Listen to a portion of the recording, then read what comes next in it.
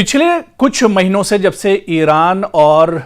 Israel के दरमियान जंग छिड़ी या ईरान और अमेरिका के दरमियान ये जंग और शदीद हुई, या फिर ये कहा जाए कि जब हमास ने इजराइल के अंदर हमला किया था और इजराइल ने गजा पर पलटवार किया, या इसके बाद इजराइल ने अचानक ईरान पर हमला कर दिया, उसके बाद फिर अमेरिका और इजराइल ने मिलकर ईरान को निशाना बनाया।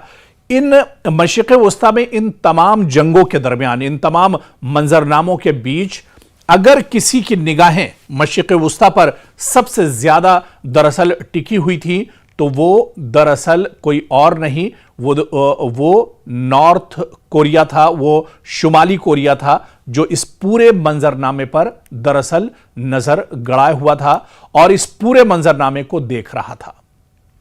बज़ाहिर प्योंगयांग जंग का बराह रास्त फरीक नहीं था, न उसकी सरहद ईरान से मिलती है और ना ही उसके ऊपर फौरी हमले का कोई ऐलान हुआ, लेकिन इसके बावजूद शुमाली कोरिया इस जंग को महज मशरिक़ वस्ता का बहरान नहीं बल्कि अपने मुस्तकबिल, अपने एटमी प्रोग्राम, अपनी हुकूमत की बका और अमेरिका के साथ आने वाले मुमकिना तसादुम के आईने के तौर पर देखता रहा है। और अभी भी शुमाली कोरिया या प्योंगयांग की बात करें तो वो पूरी तरह से अलर्ट है। जब यह जंग चल रही थी उस वक्त आपको याद होगा कि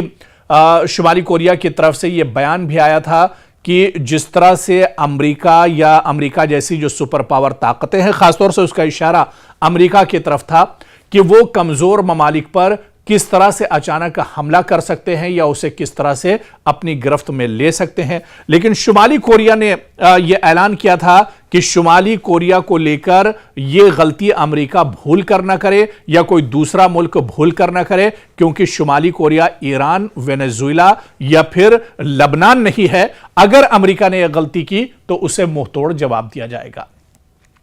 इसीलिए ईरान जंग के बाद शुमाली कोरिया के बयानात, अस्करी सरगर्मियों, मिसाइल प्रोग्राम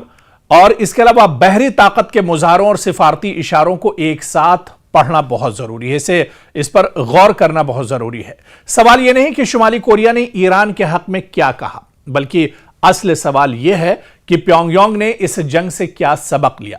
किस खतरे को महसूस किया और अब वो किन तैयारियों पर तवज्जो दे रहा है। दरअसल शुमाली कोरिया ने जिस तरह से कहा था कि वो पूरी तरह से अलर्ट है, आप देखिए कि मिडिल ईस्ट में, मशरिक़ वस्ता में, जहां पर इजराइल, अमेरिका लगातार ईरान को निशाना बना रहे थे, ईरान लगातार पलटवार कर रहा था, उस वक्त भी अगर पूरी नजरें शुमाली कोरिया की कहीं पर थी तो वो मशरिक़ वस्ता पर थी, उसकी पल पल के अपडेट पर उसकी दरअसल निगाहें थी। शुमाली कोरिया के लिए ईरान जंग का सबसे बड़ा सबक यह है कि वॉशिंगटन अब भी रिजीम चेंज या क़यादत को बराह रास्त निशाना बनाने वाली फौजी हिकमत अमली से दस्तबरदार नहीं हुआ है। ईरान पर हमलों, ईरानी क़यादत और अस्करी ढांचे को निशाना बनाने और फिर जंग के बाद भी डोनाल्ड ट्रंप के सख्त बयानात ने प्योंगयांग को यह याद दिलाया कि अगर कोई रियासत अमेरिका के साथ शदीद तसादुम में जाए तो सिर्फ पाबंदियों या सिफारती दबाव तक बात महदूद नहीं रहती, बल्कि मामला क़यादत, फौजी ढांचे और जौहरी तंसीबात तक जा सकता है। ट्रंप ने हाल ही में ईरान के बारे में कहा कि या तो मुआहिदा होगा या अमेरिका काम मुकम्मल करेगा, और यही जबान शुमाली कोरिया के लिए खासतौर पर माने रखती है।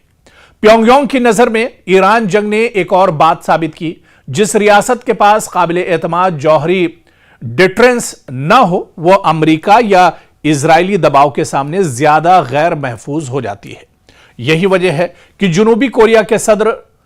ने भी कहा कि ईरान जंग के बाद शुमाली कोरिया अपने जौहरी हथियार छोड़ने पर पहले से भी कम आमादा होगा। उनके मुताबिक इस पूरी कशीदगी और इस जंग ने प्योंगयांग के इस यकीन को और मजबूत किया कि एटमी हथियार ही हुकूमत की बका की असल जमानत है। और ऐसे में आपको याद होगा कि शुमाली कोरिया के सदर ने बाकायदा ये कहा था कि वो अपनी जो एटमी ताकत है उसे एक तरह से और बढ़ा रहे हैं ताकि अमेरिका जैसी जो ताकतें हैं जो अपने आप को दरअसल पूरी दुनिया का चौधरी समझती हैं, जिनकी हठधर्मी पूरी दुनिया पर चलती है, वो दरअसल उसे आंख न दिखा पाए। इसी वजह से लगातार वो अपनी एटमी सलाहियतों को बढ़ा रहे हैं। मशरिक़ वस्ता में आपको याद होगा जब जंग चल रही थी, शबाब पर थी इजराइल, अमेरिका और ईरान की जंग, उस वक्त शुमाली कोरिया लगातार अपने मिसाइल और अपने ड्रोन्स का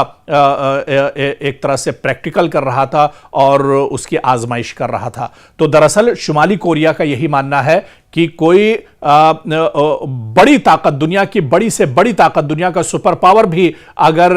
उसे आंख दिखाता है तो उसके लिए यह जरूरी है कि उसके पास एटमी हथियार होने चाहिए। और इसी वजह से शुमाली कोरिया आज दुनिया के बड़े ममालिक में एक तरह से शामिल हो रहा है, जिसके पास जदीद आलात हैं, जदीद हथियार हैं, असलहा और गोला बारूद हैं, एटमी हथियार हैं, ताकि दुनिया की बड़ी जो ताकतें हैं वो उसे दबा न सकें।